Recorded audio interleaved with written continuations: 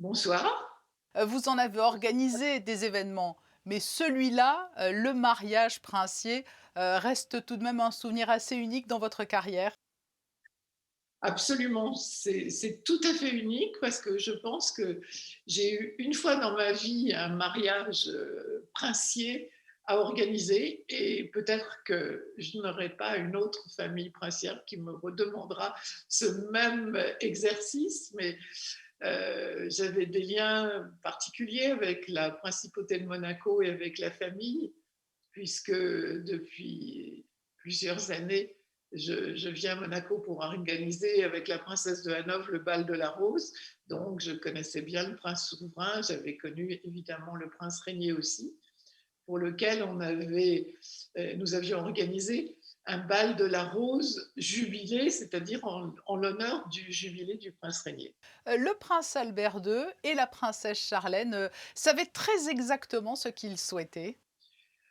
Oui, et quand nous sommes arrivés dans l'organisation, il y avait déjà des choses qui étaient tout à fait organisées.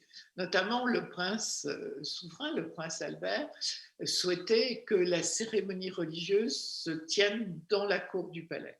Et nous savions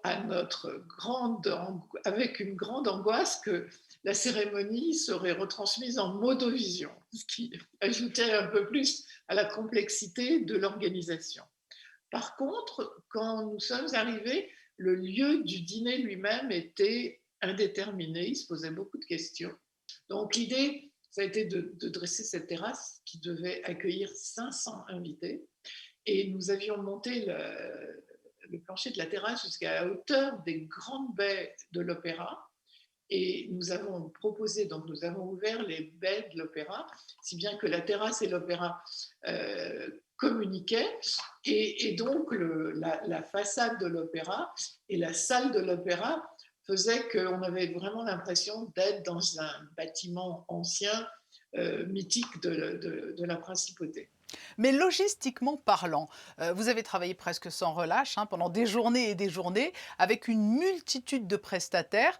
C'était un peu un travail de chef d'orchestre? Je crois qu'il y a plus de prestataires et de gens qui travaillent que d'invités. Les équipes étaient gigantesques parce que vous avez d'abord évidemment le projet qu'il faut présenter, chiffrer. Ensuite, nous avons tous les gens qui construisent le bâtiment lui-même. Ensuite, on a les décors, on a les fleurs, on a évidemment notre cher Alain Ducasse qui proposait le dîner, et ça représente des centaines d'heures et des centaines de personnes qui travaillent sur ce projet. Qu'avez-vous ressenti, Françoise Dumas, quelques minutes avant le début de la cérémonie religieuse, puis à l'issue de toutes les festivités? C'est très difficile de décrire ses sentiments dans ces moments-là. Avant que ça ne commence, il faut rester calme, mais un stress, une angoisse incroyable. Vous imaginez quand vous devez accueillir 32 chefs d'État ou famille royale, 500 invités placés dans la cour du palais qui était devenue une église. Donc, je ne sais même pas si on a le temps de ressentir quelque chose parce qu'on se dit, il faut que ça marche. Donc, c'est très, très impressionnant.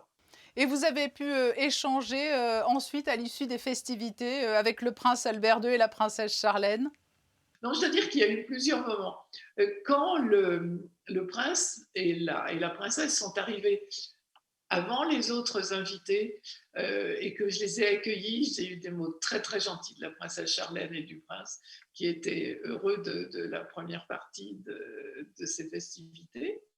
Et puis ensuite, à la fin du dîner, au contraire, c'était avec la princesse de Hanovre, la princesse Caroline, que nous avons échangé quelques mots. Et là, j'ai senti que tout le monde était heureux. Cette histoire est d'autant plus belle qu'elle s'apparente vraiment à un conte de fées des temps modernes.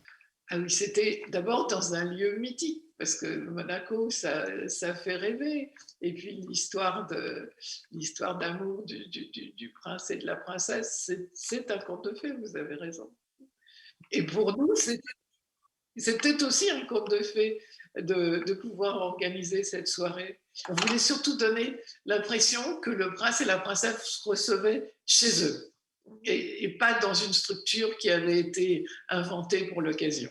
Oui, et l'émotion est encore, palpable aujourd'hui. Françoise Dumas, merci de vous être, replongée dans vos souvenirs avec nous, pour célébrer le 10e anniversaire du mariage du couple princier. Merci.